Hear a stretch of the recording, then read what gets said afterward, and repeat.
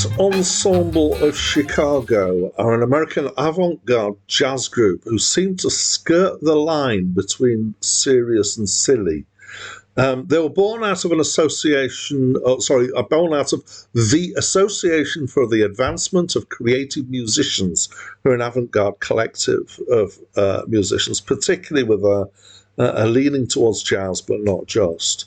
And as well as normal instruments, they also play a variety of world and ethnic instruments and toy instruments. So, nice stat. While playing in Europe in 1969, 500 instruments were used. They've got some members, they've had some past members, they've still got two members, and they've had a lot of guests appear on their albums and presumably on their tours as well. And they're known for playing with face paint on. So they had, in the listing of albums in Wikipedia, there are 5 albums that are in this list before they'd settled on this name, and they had several different names for largely the same people that became the Art Ensemble of Chicago. They then have released quite prolifically at times. So, for example, they released 7 albums in 1969 alone. They're still releasing. They have released an album this year, which is 2023. Hi, my name's Dan. So this was my first encounter with the Art Ensemble of Chicago, and apparently it was their first album after a 5-year recording hiatus. So I would describe this as a mixture of jazz of various kinds, mostly leaning towards the free kind of jazz area. But I wouldn't even describe all of it as jazz, I would say. There are definitely parts of it that lean towards the avant-garde classical kind of stuff. There's definitely stuff that leans towards experimental things, a lot of experimental stuff. Soundscapes is a word that I would use for some sections of this. And just, in case I and you were feeling like this was in any way predictable, the first track, called Jar or Yar, has quite a big reggae section in it, including singing. So they are mostly brass instruments here with a rhythm section, so that's upright bass and drums. And then there's lots of other bits of noises and interesting things going on here, including swanny whistle and like honky horns and duck calls and things like that.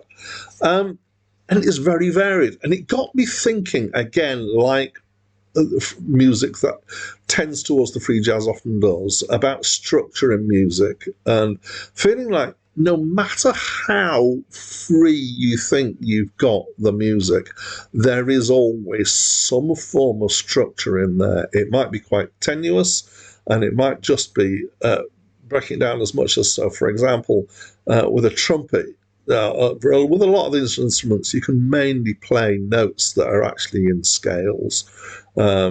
There are instruments, obviously, like a double bass without frets, where you can get in between and get slides and stuff. And saxophone's really good at bending the notes. But outside that, there are bits that are more or less structured here. But even when the playing seems quite chaotic at times, there's still kind of overarching structure going on. It's just a kind of a question of, do you spot it, or can you be bothered to spot it? And then, how do you find that? Do you like things that are unstructured? Do you like things that are structured? And it's triggered all sorts of really interesting thoughts in me about other things as well, and about regularity and structure and predictability and breaking that predictability, and the naturalness of, say, for example, the random placement of trees, and how often our concept of beauty comes through from things that are not perfectly structured, but have some structure to them. Anyway, much larger thoughts there going on as I was listening to this. But going back to this album, I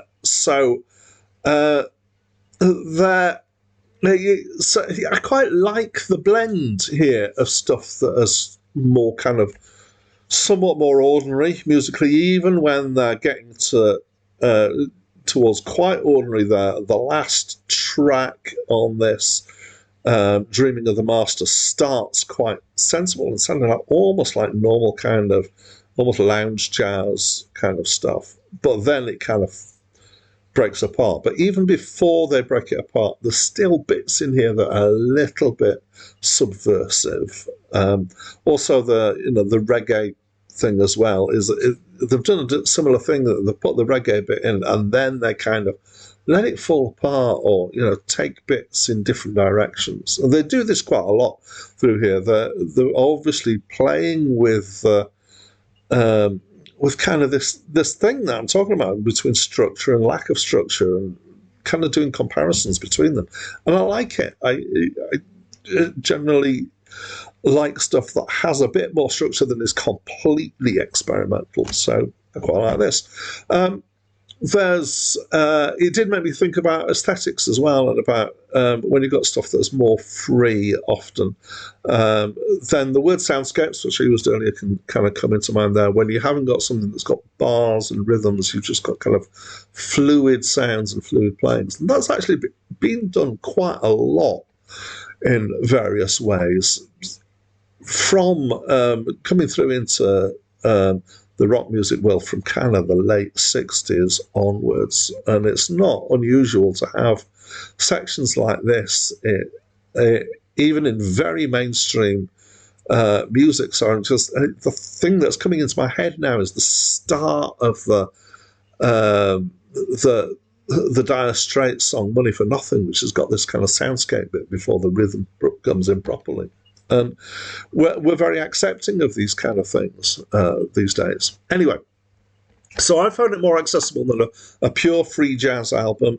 I found there's plenty of variety in it. There's plenty of humour in it as well, and that is always something that will endear me, usually something that will endear me to music. So I quite enjoyed it. What do you think? Please talk to me through the comments box.